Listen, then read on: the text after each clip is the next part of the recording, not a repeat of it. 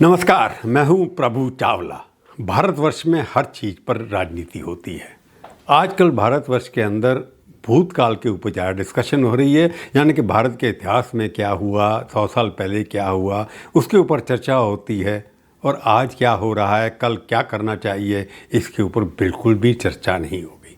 अब देखिए, पुरानी चीज़ों के ऊपर हर बार नेहरू, इंदिरा गांधी, सरदार पटेल, ऐसी ऐसी चीज़ें, बाबर, ये सब को बारे में चर्चा होती रहती है। ये भारत में क्यों होता है इतनी राजनीति के लिए कि जितना भी आपका भारत का भूतकाल जो रहा, स्वर्ण वृक्षों में रखा गया, कई बार गोल्डन भारतवर्ष को सोने की चिड़िया कहा जाता था।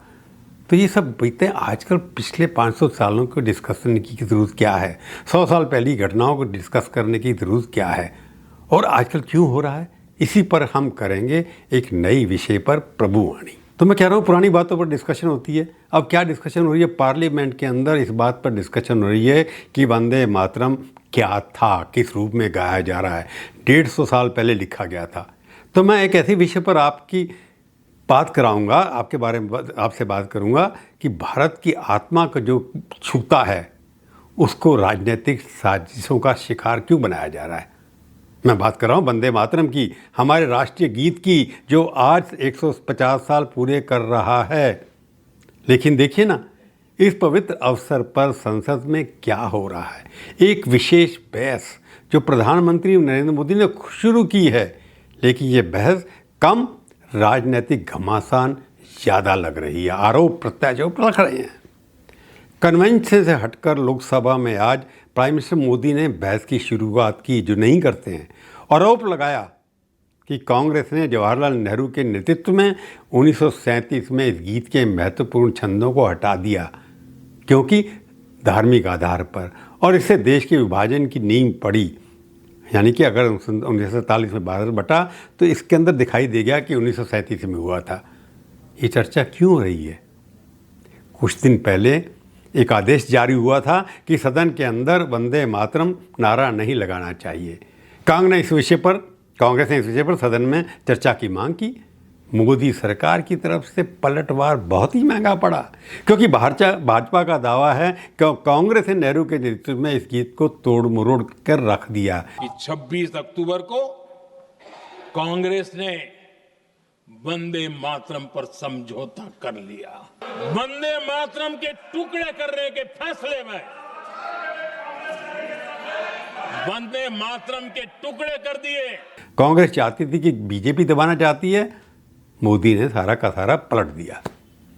लेकिन सवाल ये है कि क्या ये बहस राष्ट्रीय गौरव की है या आगामी चुनावों की तैयारी जो वेस्ट बंगाल में होनी है। सबसे पहले मैं बात करता हूँ आपके साथ इस बहस की। लोकसभा में 10 घंटे की विशेष चर्चा हो रही है, जहाँ मोदी जी का कहना है कि वंदे मातरम स्वतंत्रता संग्राम में आशा की धुन थी। जब लिखा गया था ऐसा लगता कि स्वतंत्र होने वाला है। उन्होंने जैसा था बंगाल का जिक्र किया, जहाँ ब्रिटिश लोगों ने डिवाइड एंड रूल की नीति अपनाई, लेकिन इस गीत ने बंगाल को एकजुट कर दिया। तो स्पष्ट था कि वेस्ट बंगाल से जोड़ा गया। मोदी जी ने कहा अपने स्टाइल में, बंगाल ब्रिटिशों का डिवाइड एंड रूल का लैब बन गया था, लेकिन वंदे मातरम ने इसे एकजुट किया। लेकिन विपक्ष, खासकर कांग्रेस और टीएमसी, इसे केवल पॉलिटिकल स्टंट बता रहे हैं, जो एक्सपेक्टेड था। टीएमसी सांसद सौगत राय अच्छे एमपी हैं, कहा कि सांस्कृतिक विरासत का राजनीतिक विकृति है कि क्या ये बहस सच्ची श्रद्धांजलि है या सिर्फ वोट बैंक की चाल। अब आती है संसद में वंदे मातरम लगाने पर प्रतिबंध की। नवंबर 2025 में राज्यसभा सचिवालय ने सांसदों को याद दिलाया कि संसद के अंदर या बाहर वंदे मातरम या जय हिंद जैसे नारे नहीं लगाए जाएं। ये क्यों किया? क्योंकि हर साल होता है, नारे लगते हैं, हर जगह लगते हैं। इसके अभी तक कोई सीक्रेट है, पता नहीं क्यों किया। भाजपा ने इसे, कांग्रेस ने इसे भाजपा पर हमला का एक तरीका बताया। कहा कि ये उनकी एक मेंटेलिटी है, डिक्टेटरशिप की मेंटेलिटी है। कांग्रेस ने ये कहा। उद्धव ठाकरे ने भी चुप नहीं रहे। उन्होंने भाजपा को चुनौती दे डाली, सांसदों को वंदे मातरम गाने पर सस्पेंड करने की हिम्मत करो, हम गाएंगे, ऐसा उनका कहना था।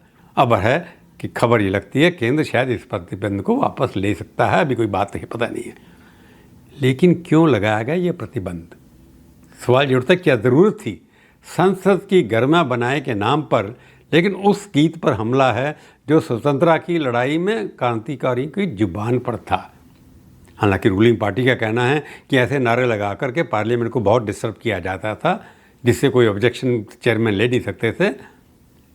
परंतु ब्रिटिशर्स ने भी इस पर प्रतिबंध लगाया था। और अब हमारी संसद ये राजनीतिक पाखंड है या रियलिटी है? चलिए अब इतिहास की ओर मुड़ते हैं, इसमें सच्चाई कितनी है। वंदे मातरम की रचना बंकिम चंद्र चट्टोपाध्याय ने 1975 में की थी।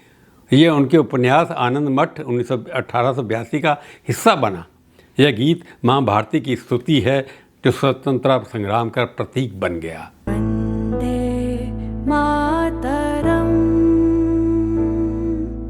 वंदे मातरम, सुजलां सुफलां मलयज शीतलां। 1905 में बंगाल विभाजन के खिलाफ आंदोलन में इसे गाया गया और ब्रिटिश लोगों ने इस गाने छापने या बोलने पर टोटल बैन लगा दिया था। बंगाल में ये गाना गाया नहीं जा सकता था। लाखों स्वतंत्रता सेनानियों ने इसे गाते हुए जेलें भरी, जेल में चले गए। और 1937 में क्या हुआ? कांग्रेस की फैज़पुर बैठक में नेहरू के नेतृत्व में गीत को छोटा कर दिया गया। मूल में 6 छंद थे, लेकिन केवल पहले 2 को ही अपनाया गया। बाकी 4 छंद क्यों हटाए गए? बीजेपी का ये कहना है क्योंकि उसमें दुर्गा, माँ, लक्ष्मी और सरस्वती जैसे हिंदू देवताओं का जिक्र था जो मुस्लिम को आपत्तिजनक लगा। नेहरू जी ने नेताजी सुभाष बाबू को चिट्ठी लिखी। उस चिट्ठी में जिन्ना की भावना से नेहरू जी अपनी सहमति जताते हुए कि वंदे मातरम की आनंद मठ वाली पृष्ठभूमि मुसलमानों को इरिटेट कर सकती है। मुस्लिम लीग के नेता मोहम्मद अली जिन्ना ने इसे मूर्ति पूजा को बढ़ावा देने वाला बताया। रविंद्रनाथ टैगोर ने ऐसे कहा है कि सुझाव भी दिया कि केवल पहले 2 छंद गाए जाएं, क्योंकि बाकी जो छंद हैं वो युद्ध और देवी देवताओं से जुड़े हैं। कांग्रेस की वर्किंग कमेटी ने 1937 में बयान दिया कि जनगण मन राष्ट्रगान होगा और वंदे मातरम को सम्मान मिलेगा, लेकिन छोटा रूप में। अब भाजपा का आरोप तो ठीक लगता है। उनका ये सब आरोप है कि ये सांप्रदायिक एजेंडे से था, वोट बैंक की राजनीति से इसको छोटा किया गया। उनका ये भी कहना है नेहरू ने इस्लामिक जो लोग हैं, फंडामेंटलिस्ट हैं, उनको खुश करने के लिए ऐसा किया। लेकिन कांग्रेस क्या कहती है? उनका कहना है ये एकता के लिए ज़रूरी था उस वक्त, और भाजपा अब उसे तोड़ मोड़ के पेश कर रही है, इसका गलत मीनिंग निकाल रखी है।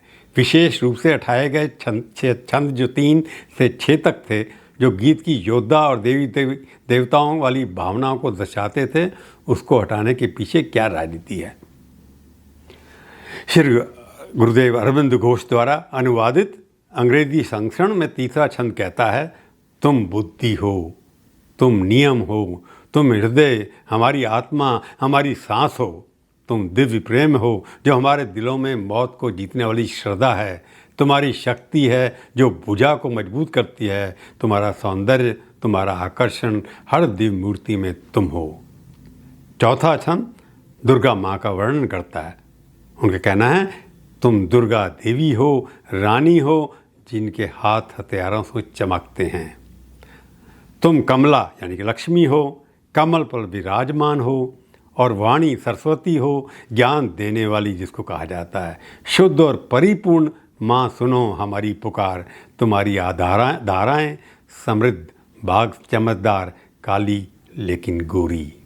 पांचवा छंद, तुम्हारी आत्मा में रत्न जड़ित बाल और दिव्य मुस्कान, सारी पृथ्वी में सबसे सुंदर, हाथों से धन बरसाती, माँ, मीठी माँ, मैं तुम्हें प्रणाम करता हूँ, महान और मुक्त माँ।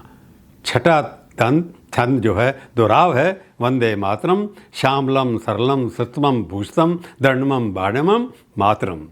इन छंदों ने गीत की क्रांतिकारी और भक्ति वाली शक्ति को कम कर दिया। इसे राजनीतिक रूप से संतुलित बनाने के लिए, सच तो ये है यह गीत पूरा था और इसको काट करके इसके मूल भाव को कमज़ोर किया, जो विभाजन की बीज बोने जैसा लगता था, क्योंकि कर रही थी कांग्रेस और विपक्ष इस पर अब राजनीति कर रहा है, क्योंकि ये राष्ट्रीय गौरव का प्रतीक है, लेकिन वह इसे वोट बैंक के चश्मे से देखते हैं। भाजपा का कहना है कांग्रेस ने विभाजन के बीज बोए, नेहरू ने गीत को तोड़ा। पीएम मोदी ने लोकसभा में फिर कहा 1937 में कांग्रेस ने महत्वपूर्ण छंद हटाए जो मां दुर्गा की स्तुति थे। क्या ये सब बंगाल चुनाव को ध्यान में रख के किया जा रहा है? अमित शाह ने तो कहा कई दिन पहले एनडीए बंगाल में और तमिलनाडु में बड़ी जीत हासिल करेगा, जो इशारा है 2025 के बंगाल चुनाव की ओर। किसी ने लिखा भी ये है कि भाजपा 150वीं वर्षगांठ का इस्तेमाल समाज को पोलराइजेशन करने के लिए कर रही है, खासकर बंगाल में, जहां वंदे मातरम ने 1905 में एकता लाई थी, उसी एकता को अब डिवाइड किया जाता है, उसी सॉन्ग गाने को आप डिवाइड करने की राजनीति कर रहे हैं।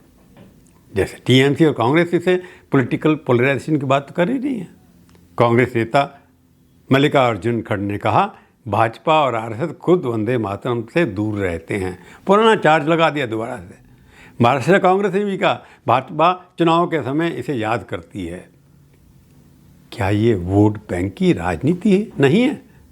मुस्लिम वोटों के लिए गीत को तोड़ा, अब हिंदू वोटों के लिए बहस। ये सोचना हो सकता है कुछ लोगों का कि इशू अभी क्यों उठते हैं चुनाव से पहले। इसके ऊपर बहस होती रहती है कि हर चीज़ को हिंदू मुसलमान का रंग देना, क्योंकि कुछ साल पहले उत्तर प्रदेश में इसे अनिवार्य किया गया और तब क्या हुआ था, समाजवादी पार्टी के अबू आदमी जो महाराष्ट्र में, मैं नहीं गाऊंगा, ये मेरे विश्वास के खिलाफ है, तो पोलराइजेशन हो गया एकदम। भाजपा ने उनके घर पर प्रदर्शन किया, तो लोग कहेंगे ये क्या सच्ची देशभक्ति है या सिर्फ पॉलिटिकल हथियार है? ये सब देखकर बहुत कई लोगों को दुख भी होता है। वंदे मातरम वो गीत है जिसने भारत को आज़ादी दिलाई, इसमें कोई शक नहीं है। लाखों ने इसे गाते हुए फांसी चढ़ी। आज भी संघ के आरएसएस के फंक्शन में वंदे मातरम गाया जाता है। हर एक कई फंक्शन में सरकार के या पॉलिटिकल पार्टीज के ये गाए जाते हैं। भगत सिंह, सुभाष बोस, गांधी तक ने इसे अपनाया, लेकिन आज राजनीतिक पॉलिटिकल नेता इसे चुनावी अधिकार बना रहे हैं। भाजपा आरोप लगाती है, कांग्रेस बचाव करती है, दोनों ही इसे विभाजित करने का काम कर रहे हैं।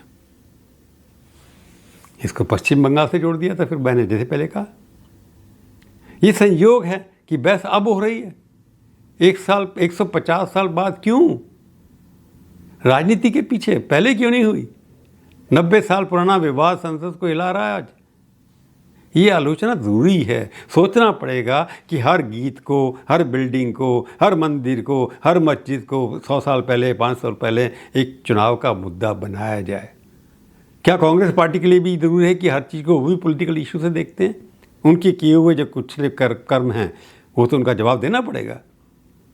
वंदे मातरम माँ भारत की पुकार है, ना कि चुनावी नारा। ये उनको याद रखना चाहिए।